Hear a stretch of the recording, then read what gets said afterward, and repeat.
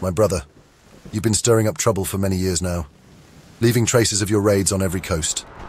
Every Dutch, Spanish, and English fort has been hit by your cannonballs, and the bottom of the sea is covered with ships that you have sunk. That is true, but whose fault is it? Have the white men not been relentless with me? Have they not dethroned me with the excuse that I was becoming too powerful?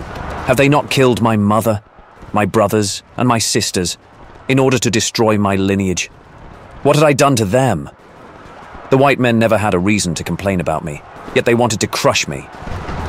Now I hate them, be they Spanish, or Dutch, or English, or your Portuguese countrymen. I loathe them, and I will have my revenge.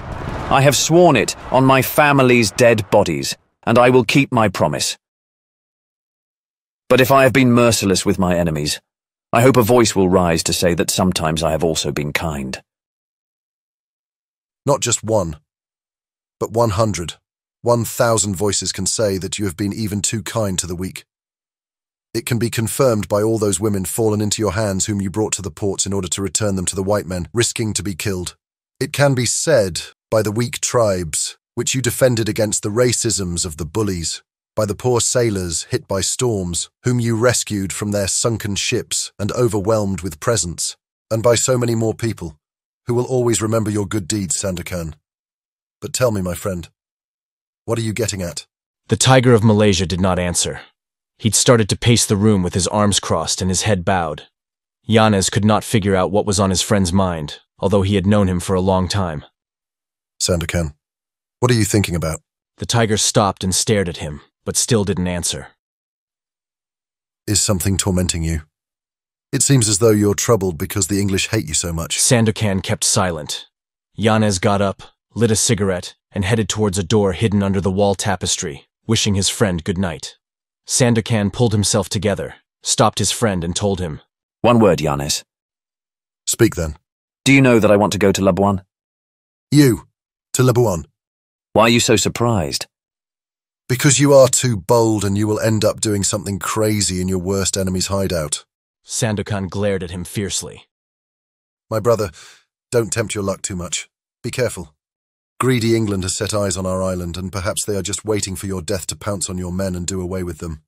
Be careful, because I have seen a cruiser, full of cannons and packed with soldiers, sailing our waters, and I'm afraid it's a lion waiting for its prey.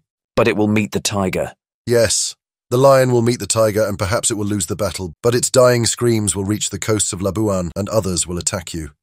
Many English will die because you are strong and terrible, but the tiger will die too. Me? Sandokan leapt forward, contracting his arms in anger, his eyes a flame of fire, his hands closed as if he were holding a firearm.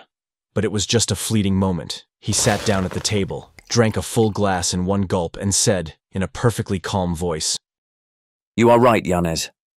Still, I will go to Labuan tomorrow. An irresistible force is pulling me towards those shores, and a voice is whispering that I must see the girl with the golden hair, that I must— Sandokan! Hush, my brother. Let's go to sleep.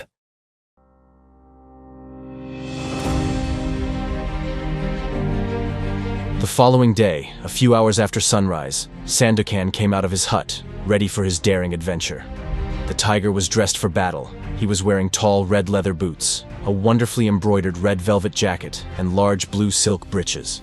He was carrying a richly adorned Indian carbine and a heavy scimitar with a solid golden hilt, and he had stuck into his belt a kris, a Malaysian dagger with a wavy and poisoned blade. He stopped for a moment on the edge of the cliff, running his sharp eyes over the sea, which had become smooth and clear like a mirror, and he fixed his gaze on the east. She's there.